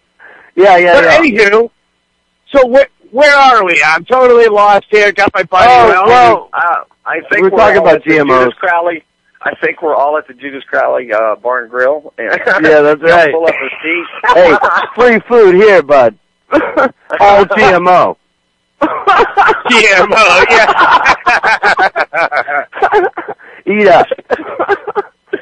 McDonald's. You're loving it. Popcorn, peanuts. Do-do-do-do-do. GMO here. Get your GMO. Get your GMO. GMO. God, move over. We've got Move the right GMOs over. for you. It's a bench seat around here. Yeah, can you believe that, though? Like, next thing you know, they'll be patenting soil. You can't use soil without paying us. Yes, that's true. Yeah, you can't breathe air either. You can have highly carbonated air, though. Yeah. You'll feel a little fizzle in your nose, Hey, that's good. That's good air right there. That reminds me, it is now time for the second giveaway of tonight, and I'm giving away a guitar. It's a used guitar, and if anybody over there in chat say, "Hey Frosty," and you win a guitar. Say nothing. That's it. You got a guitar, bud. Woo! Now you gotta wait on and play. It's gonna take a minute to get. It's gonna take a minute to get downstream. I'm waiting. Who's gonna type "Stay Frosty" and win a guitar? Oh, Dog says, "Good luck." Good luck. No takers yet. No takers on the free guitar yet. Okay. It is a used, but in the box, nearly new air guitar. Yours free tonight from What Matters Worldwide on UCY.TV. And participant who will win the guitar? Come on. Hey, Judas. What do you think about the Kennedy assassination?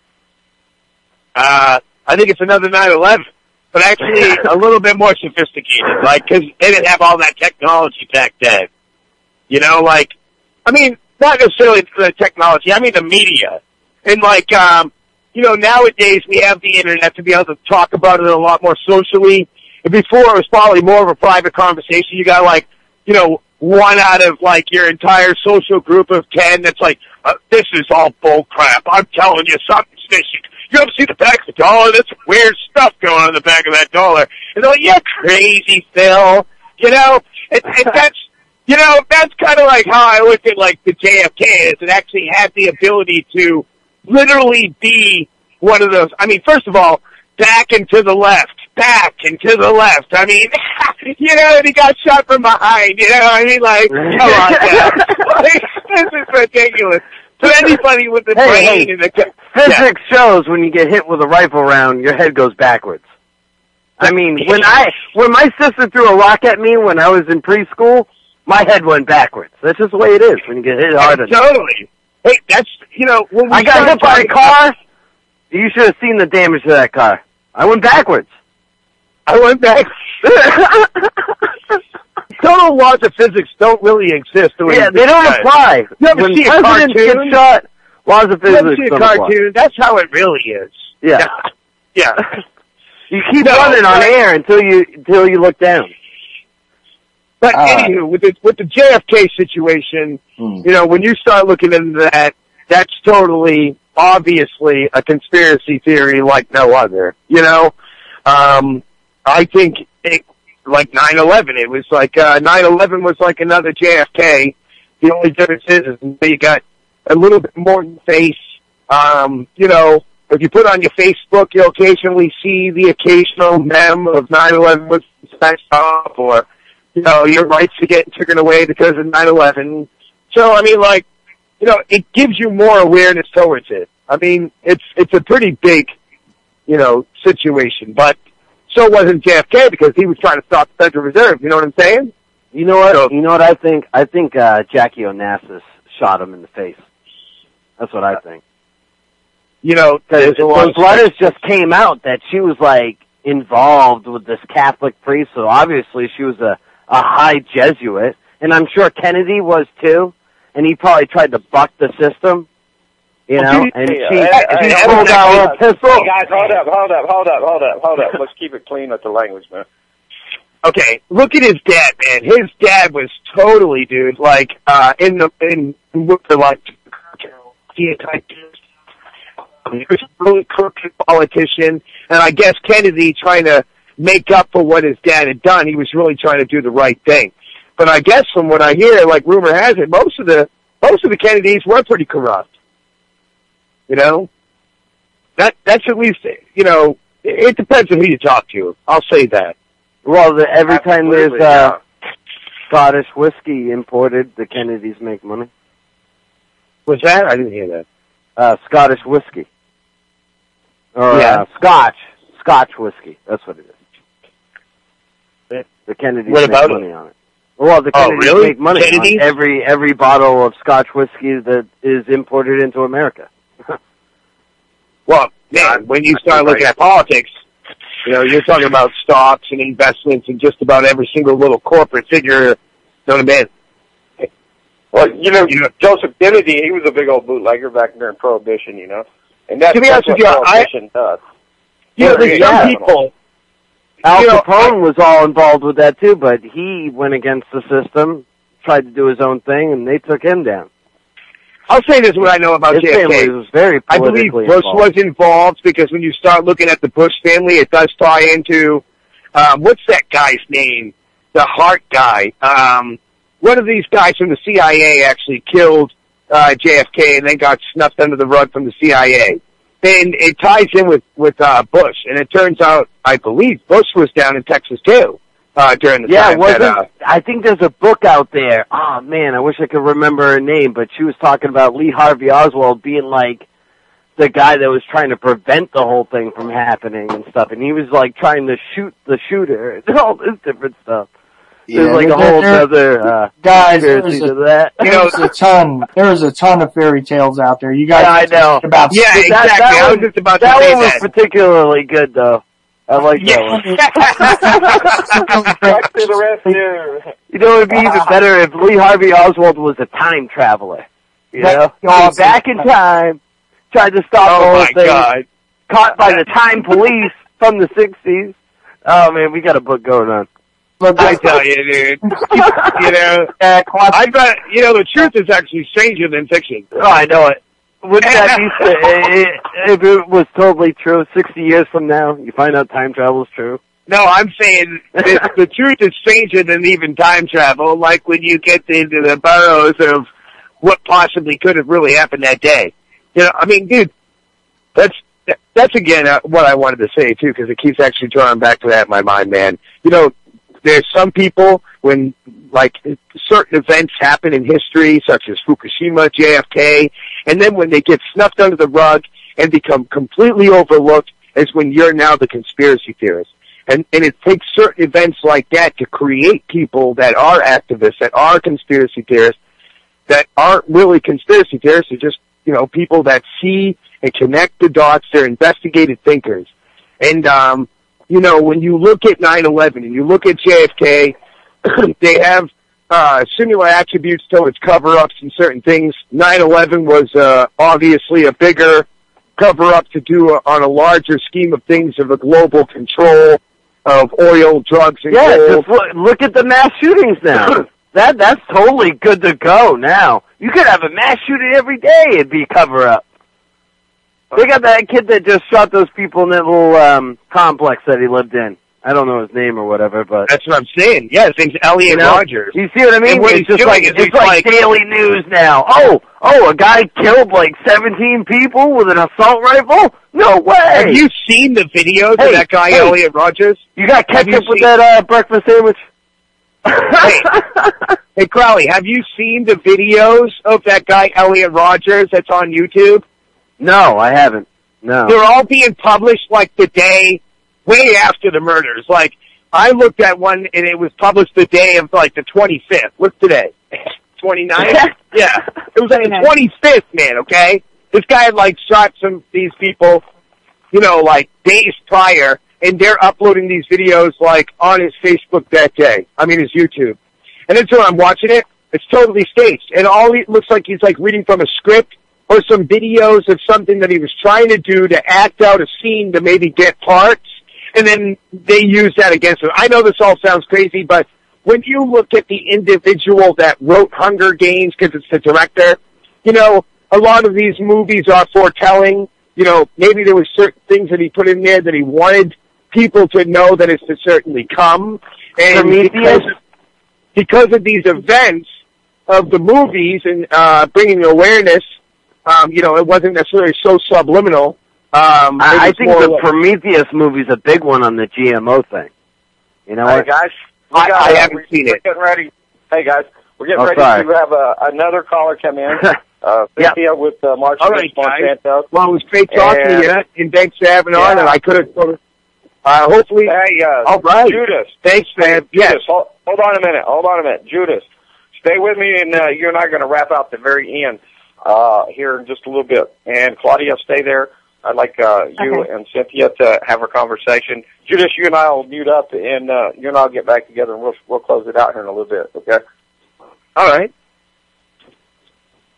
And thanks to the other Judas Crowley who successfully fooled me. Appreciate you guys. So, hey, Judas, you're going to be doing some radio here on UCY coming up. Won't you just stand by with me, okay, brother? Yes. All right. Claudia? Yes. You're still with me? Great. Absolutely. Now, Cynthia, have you called in yet? Chuck? I'm still here. Well, okay, great. She's going to call in here in a minute. And so, Claudia, go ahead and kind of catch up a little bit, and then when Cynthia comes in, you two guys can have a discussion about what's really going on down there. Okay? Okay. All right. Cynthia was with me on the march. Actually, she was one of the main organizers for the march. She did an excellent job. We had that, of course, on the 24th over at Lions Field off of Broadway. And we actually had a lot of activities for the kids, and it was really family-oriented, and that's what we want. You know, the kids were planting seeds. They had face painting. We got together. We had several speakers. We even had people from the group walk forward. They stepped forward, and they gave their own stories. I mean, so many people have been affected by these organisms, and in different ways. You know, and everyone has their own story. Everyone has their own background experience with it. And Cynthia actually was really helpful in getting all this under control. She was a real food freedom fighter out there, and getting all the information out there, getting on our butts, telling us, let's go, let's do this. So I'm really actually honored to have worked with her. And this march is not about just marching. You know, it's like I said before, this march is about educating. This march is about, we want to be the eyesore on Monsanto's eye. We want to be, we want to be basically the guy that they're looking out for. We want massive knowledge of what's going on, and that's what we're pushing for. Well, you know, I would say something in regards to that, because this might be something that people don't take in regards to, towards, you know, these corporations that are growing up around us and actually kind of dictating our lives. In the Constitution, we are guarded as corporate members to the society of the Legalese Society, you know, under the Corporation of America. The Constitution not only protects charters and corporations that are also created, but it protects the corporations that exist here in the country itself. So if people could come to an awareness of this and attack these people in a more lawful state of mind, rather than trying to attack them with a bunch of picket signs, because honestly, I mean, I'm not saying that that's not good, because really personally, I think, I don't understand why every American is not walking to the White House now to rip the doors off the hinges and rip that guy out of office and say, hey, this belongs to us. But, you know, obviously, that'll lead to a lot of murder. But absolutely. Hey, I think we got Cynthia on the line. Are you with us? I'm here. That's Cynthia? Yeah, I'm here. All right. Okay. you and Claudia now have the air. Go ahead.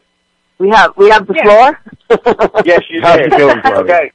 So stand by with me, Judith, and let the girls have the floor. All right. All right. Well, thanks for having me on. Too. Awesome. I'm glad to have you back.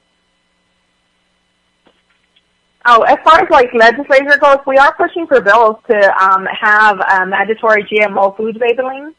I mean, what speaks most is honestly it's our dollars. It's what we choose to buy, and like I said before, you know, there's that 30% increase of profit for companies that choose to label their food as non-GMO. But of course, we always take it in that route as well, where we would call representatives, push for legislation to label these genetically modified organisms.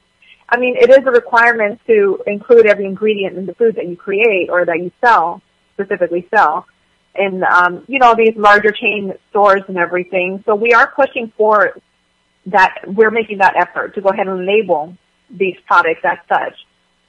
And many companies have taken the initiative. It's just a matter of getting legislation behind it, you know, or even like trying to speak with their dollars to these companies to get it labeled. Well, what we've got going right now, as Claudia was mentioning, is we just started, our group just started a petition for labeling. I know there was a big one before, and it got delivered to the governor, and no one, remember we talked about there was no one covered it, there was no response to it or anything. So we went ahead and started another one on Saturday, and we're up over 700 just from Saturday, and I heard Hawaii got over almost 2,000 for banning. I'm actually for Texas. I don't know how many we need. I'm trying to find the answer, but honestly, I think that if anybody's going to take it seriously, we need to get about 50,000 or more, because Texas is a big state. So we posted this we've got this petition out there, and it's posted on MoveOn.org, and I'm posting it all around. And what we're doing is I'm reaching out to all the different March Against Monsanto's groups in Texas and the Millions Against Monsanto and all the no GMO people, and they're sharing it. And so if you go to any one of their sites, at some point you'll see it because it's circulating. Every night I'm going on there, and all of us are, and sharing the petition. And then we've got some people, some contacts who are going to give us the canned legislation from Vermont and kind of tweak it towards our needs. And then we're going to find some receptive politicians to back us up. Yes, and we actually already have some politicians that are speaking up against GMOs. You know, how long's the march really been going on? Like a year now? I think, a year now. Yeah, Nick Barnaby, he's here on UCY.TV. about like 3 times a week. He and a person he worked with, I think they were really instrumental in initiating this that went globally. A lot of people are becoming aware. They're having a march. He always goes, and he's a big advocate and activist. So a lot of people don't like to march, and I think it would probably get tiring for some after a while. They think they're not making any effect. So what's your motivator for, keep on keeping on, going back, and not giving up, like that frog? We have some people. We've actually lost some people where they're like, we don't want to march, it's not doing any good. But I understand where they feel about that. It does get hard. It's like, oh my God, no one's paying attention to us, blah, blah, blah. So it does get frustrating, but we are trying to go and start outreach activities to the schools. And in fact, one of our organizers, I made a video of a collage of our photos from the march, and one of the organizer's daughters showed her teacher, and then the teacher showed the kids, and then next day went to the PE teacher, and she showed the class, which I was really surprised by that, because number one, it was a demonstration. Number two, the music I had on the video was "The Revolution Will Not Be Televised." So I thought it was hilarious that that the teachers let them, but that's great to know. On the other hand, there's that video that came out recently where Monsanto is starting to come to schools. So we need to go to the schools and get involved. And I really want to start educating the kids and I want the GMOs out of the school cafeteria food. I mean, it's bad enough as it is. Cafeteria food sucks to begin with. Let's get at least healthier. So, and then we're just we're doing awareness campaigns. And like we've got some, we're working with Be Against Monsanto. We're going to do the global diet. Now that's a fun theatrical type of, protest or whatever rally.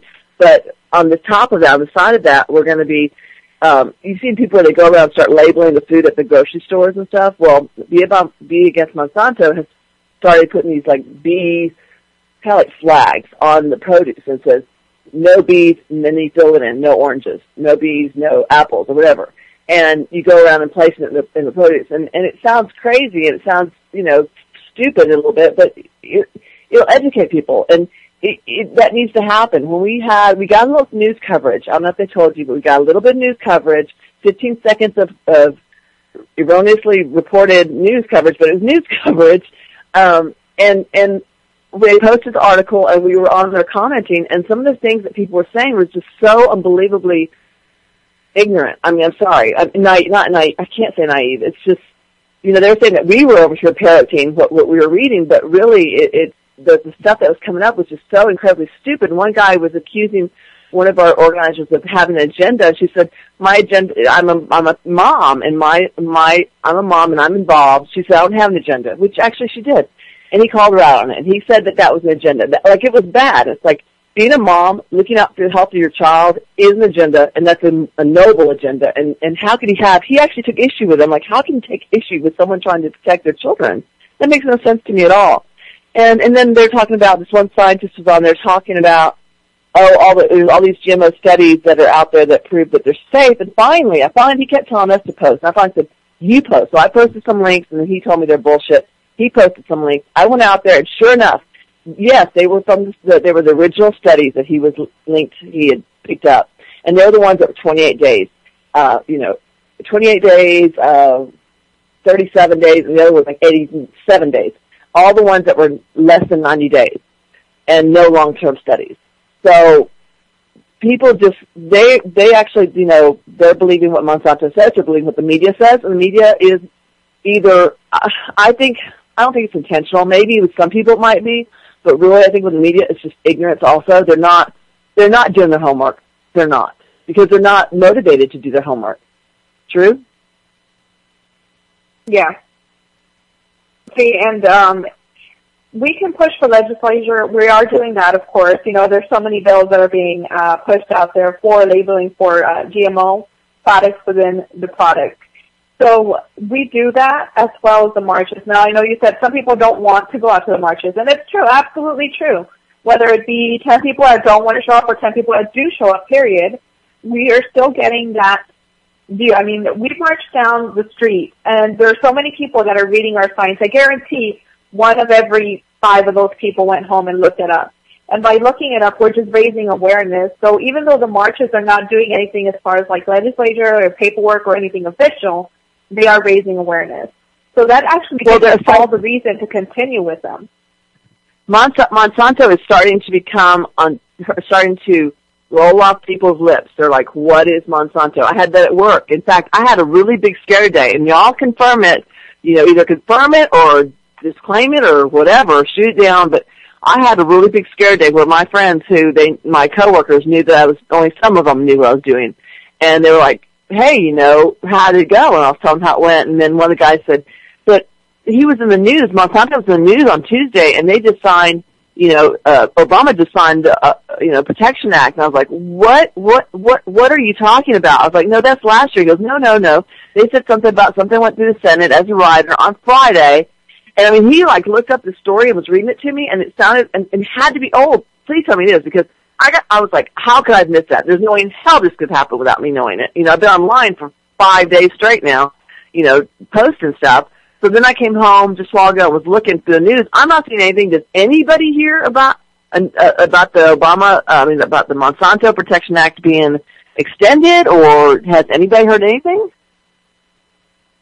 Actually, I think it was the Monsanto Protection Act.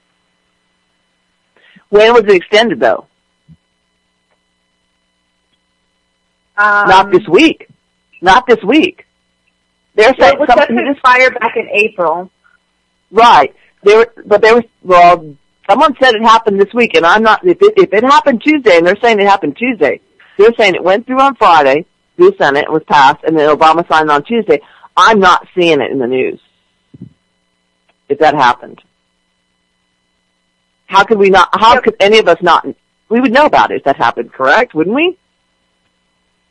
Well, it just depends, because the news doesn't cover everything, of course. There is, yeah, but even we experienced it. I know, but we're following the news feeds for Monsanto. Surely March Against Monsanto would know this. I mean, OCA would know this, Millions Against, I've got news feed from all these people, and I'm not seeing it come across. So I can't imagine it being true. But the thing is that was really scary. I hope it's not true. But these people had never heard of Monsanto, and now all of a sudden I've got 5 people at work who know the name and are asking about it. So it's catching on. And we had people at the march for the very first time who are actually coming to us trying to recruit and get business from our marchers. When you got people coming over to get their business, you know that you're starting to trend. You know what I mean? Awesome. You guys are doing great work. Hey, drop your links on my Facebook page, and I'll share them out to everybody in chat. Yep. That'd be awesome. Awesome. I really appreciate you guys. I think Dennis is going to call in. We're going to finish up with Judas and round out and waiting for. Hey, don't you big guy? They're going to come out. Hey, how's it going? Okay, thanks. Bye-bye. Not too bad. Appreciate it. Right. Thank you. Thanks again. It was nice hearing you, ladies. Hey, Judas. How you doing, big guy? All right. Hey, take about 5 minutes and sum it up. The price of freedom in America. And we'll close out with Dennis when he comes in. All right. The price of freedom here in America. I tell you what, freedom is not free at all, dude. It's going to cost you just about everything you could possibly think of consciously, if you even are aware of that. And then, you think about the mark of the beast. When I first came across this, what came to my mind was Revelations 15, and they had the power to give life into the image of the beast, that the image of the beast both speak and causeth that as many as would not worship the image of the beast shall be killed. And basically it says he gives both small and great and rich and poor, free and bond to receive a mark in their right hand or in their forehead, and that no man might buy or sell, save he that had the mark or the name of the beast. Now, when you start thinking about Social Security cards, the corporation, you start thinking about birth certificates, and how your parents were manipulated into turning these things in, your long birth record form into the State Commerce Building, which holds all the records of people's birth records, when that information is in, it gets sent back to your family as now you're a strawman. You're actually a corporate member to society. So instead of actually having, a person that has unalienable rights, you're actually now an artificial person that is under and born into a legalese society. That when Abraham Lincoln was in office, he issued in, I believe it was, 1861, we actually established dictatorship over the Lieber Code, okay, which was, actually it was, Executive Order 1, and that established federal territories in April 15th, 1861. So, that's what it was. So, in 1861, March 27th, lawful Congress disappeared because it went into the day of Sine Die, which is the day without day, which was used in court as adjourning without being specified date to reconvene, which means that the Confederate States and the Union States, they never ever addressed the issue again, because from the original Constitution, which was actually just a contract, the Confederate States actually walked out on that. So what happened was in 1863, they issued the Lieber Code, General Orders 100, and this made our government under the same military law that it's under today. They had also recreated a new constitution, reinventing a charter. Okay, so this is where it gets pretty interesting. So back in the day, we used to be able to actually have rights to vote by God. Now it is a legal right to vote that you go and vote for. And that got pushed in 1870 under the 15th Amendment. And then they changed the 13th Amendment, which was not about freeing slaves. It was actually about creating a government where voluntary slavery was a possibility. And they've 100% accomplished it. And so when you start to look at the facts as we peer down with 1871, a new private municipal corporation was developed under the Organic Act, and this actually new private corporation had a charter, a document of a corporation, and it's a private corporate charter. And so this is the Constitution that we actually are going by now. So we do have two constitutions, and the one that we reflect on is the one that has no more power. So when people say, oh, bring back the Constitution, they're not remembering that we have two constitutions or really even know of it, because it's kind of like conspiracy knowledge now. It's not like they're teaching you, this kind of stuff in school.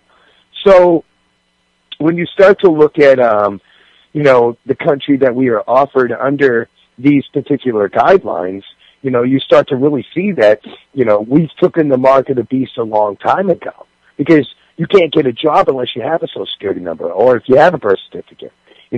We're being tracked more and more and more every single year that goes by, generations, decades. I mean, have you noticed or, does this start to kind of make sense to the pieces that are on the table that are kind of broken? You know what I'm saying? Yeah, I think you said it pretty well. And with your strawman, that's what actually commits you to the legalese society. And if you go, there is steps to take to basically throw. I forget what it is. Basically to disarm it. Throw it out. And it's UCC 1, and which is the Uniform Commercial Code.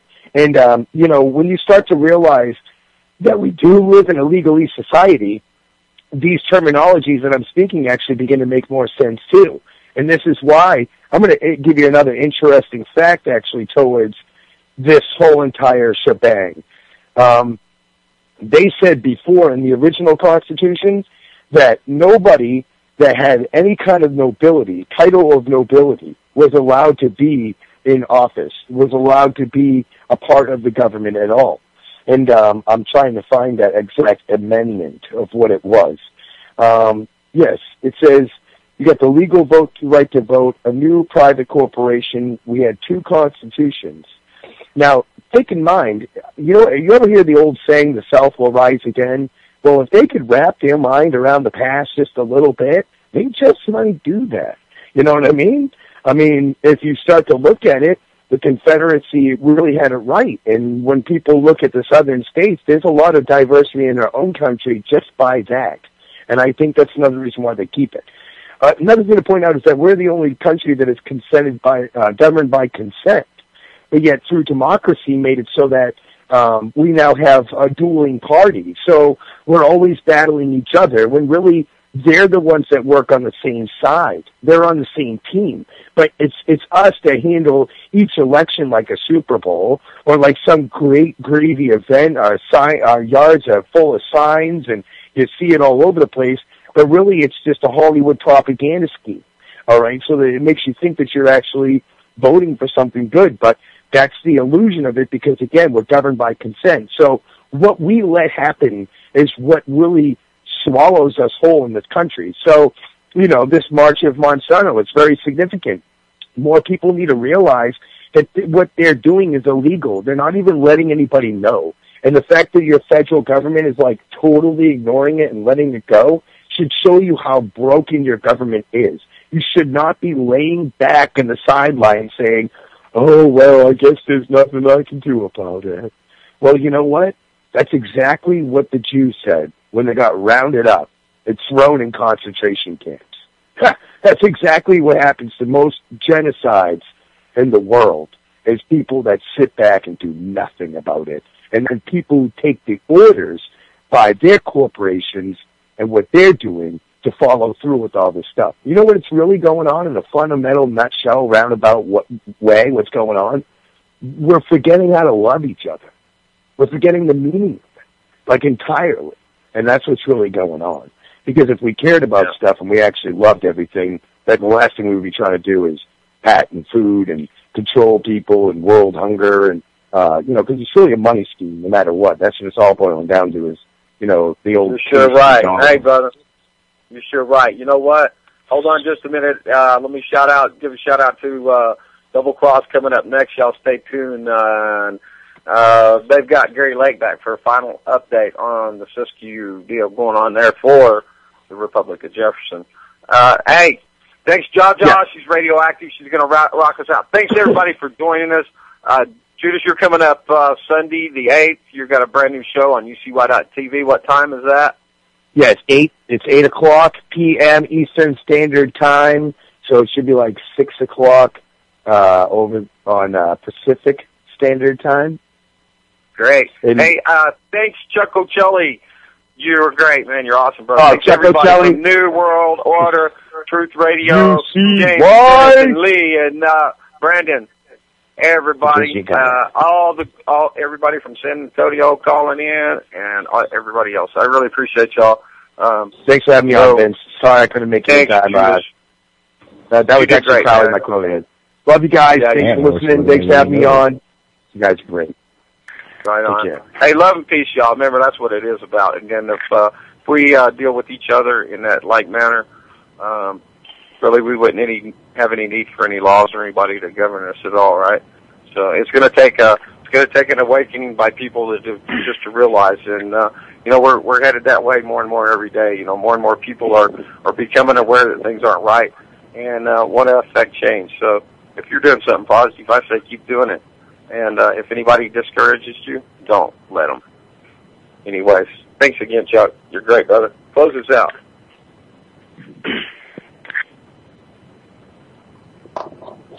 Well, maybe Daja's going to close his name. I caught him off guard.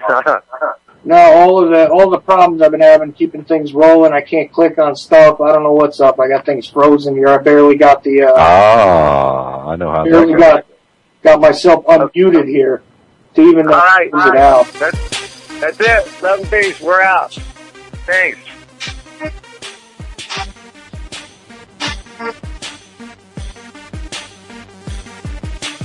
Democrats, Republicans, your information's jumbling. The USA is crumbling. Y'all sit back, dumb as shit. The mass invasion, the home invasions, the CPS is Terrorists coming to snatch your babies. These confiscations, the conversations, they're operating within the zones we're trading. We're in the matrix, now we're totally raided. They infiltrated, finally the devil gave in. If you can't hear me, then pump up the volume. McDonald's, Bin Laden, Osama, Obama, bring up something real, legalize marijuana. Everything on a bong hit is as blunt as Madonna. Radioactive, intergalactic, counterattacking, the main attraction. Make it happen, matter of factly.